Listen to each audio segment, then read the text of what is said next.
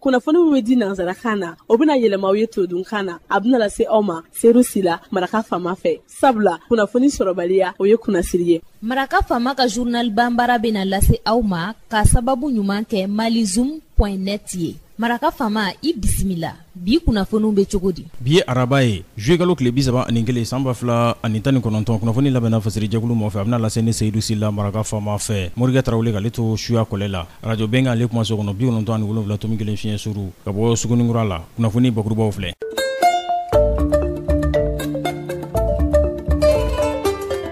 Minisiri ɲɛma dɔgɔtɔrɔ Bubu Sise kunungo a ye gabakurun fɔlɔ da a bɛɛ cakɛyɔrɔ jɔli ko fɔ n'o ye usine ye mun bɛna ɲɛsin nɔnɔ o laraweli ma. Mali ale bɔra sisadani na ka suman o tɔni 2,856 k'o sɔrɔ n'o bɔra balo marayɔrɔ la sécurité alimentaire CEDEAO o ka bondakun kan. Kɔnɔwarikaw fɛ yen ɲɔgɔn sama bɛ sariya ko dɔ la mun bɛna i ka dɔn ka fɔ ko commission électorale indépendante CEI mun b'u ka kalatako ɲɛnabɔ o kɔnɔmaw olu ka i ka dɔn ka fɔ jɔyɔrɔ ko don wɛrɛ la kumabaw olu de ye nin ye minnu bɛna walawala aw ye sisadani na aw ni ce maraka faama journal Banbara lamɛnli la.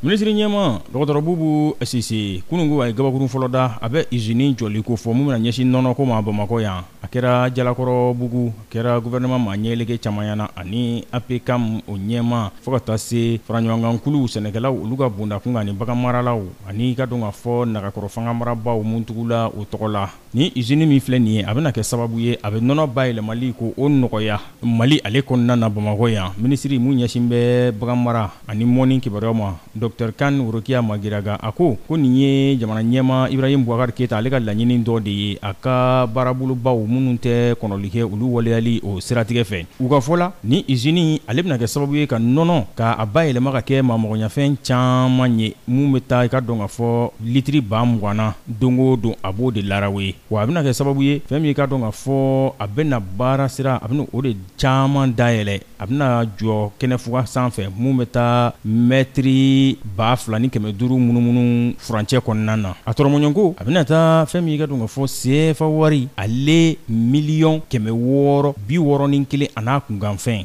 fɛn min ye $282,000 ye o bɛna kɛ ka usine k'a jɔ min ye $379,000 ni dɔɔni o bɛna kɛ ka a kɔnɔminɛnw k'olu san ka bila a kɔnɔ.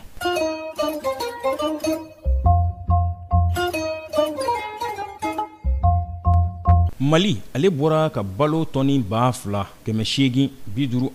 k'o sɔrɔ mun tun maran bɛ CEDEAO o jamanaw ka fɛn min ye ka dɔn ka fɔ da dumuni sabatiliyɔrɔ la nin hɔn kɛra kunungo tarata juillet kalo tile 30 a kɛra direction générale de l'office des produits agricoles la OPAM commissaire de l'agriculture environnement et ressources au CEDEAO o tɔgɔ la n'o ye CEDEAO ma ɲɛlege min ɲɛsin bɛ sɛnɛko sigida sanuyali ji ɲuman o sabatili o ma ale de ye hɔn in kɛ a kɛra minisiri ɲɛna mun ɲɛsin bɛ farafinna ka fara ɲɔgɔn kan ma Mali o tɔgɔ la.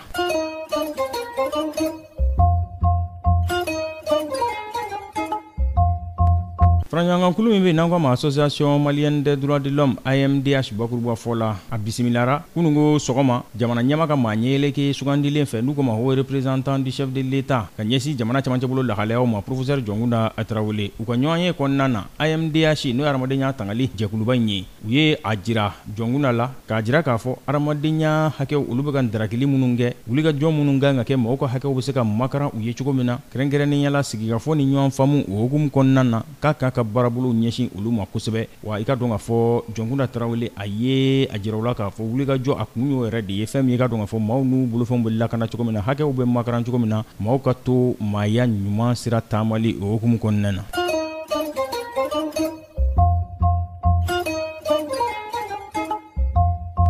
Kɔnɔwarikaw fɛ yen u ka sariya bolo dɔ bɛ ka ɲɔgɔn sama don fangamarabaw ani ngwara dabaw olu ni ɲɔgɔn cɛ u ko de ma ko CEI o de ye commission électorale indépendante ye kulu min bɛ kalatako ɲɛnabɔ kɔnɔwari jamana kɔnɔna na n'a kana bilalen don kunungo suyanfan fɛ u ye kalata kɛ u ka wasabulon o kɔnɔna na fɛn min ye ka dɔn ka fɔ sariya in n'o de ye maa hakɛ min kan ka don u ka o kalata ɲɛnabɔ kulu in kɔnɔna na olu sugandili u ye kalata kɛ ka ɲɛsin o de ma u ka wasadenw maa 100 ni maa 24 olu ko awɔ olu sɔnna maa 78 olu ko olu ma sɔn maa 1 o y'i yɛrɛ minɛ o y'a jira sa k'a fɔ ko commissaire u ka fɛn min ka dɔn k'a fɔ commission in kɔnɔna na k'a bɛna bɔ 17 na k'a kɛ 15 ye nka wa gwara daba fanga ɲinitɔnw olu de ko sa ko ni commission min filɛ ko a ma damakɛɲɛ han ko k'a sababu kɛ ko kalata tɔ ye san 1 a bɛ jamana ɲɛmaayasigi kalata kofɔ mun bɛna kɛ san 2020 nata kɔnɔwarikaw fɛ yen ko a sababu kɛ ko commissaire minnu b'a kɔnɔna na k'olu ka surun jamana fanga marabaw ani fɛn min ye k'a dɔn k'a fɔ fanga nagakɔrɔ tɔn olu la ko o bɛna to o bɛ fangaba di fanga ma fanga tigilamɔgɔw ma wagati min na jamana ɲɛmaayasigi kalataw n'olu bɛna kɛ san 2020 waati.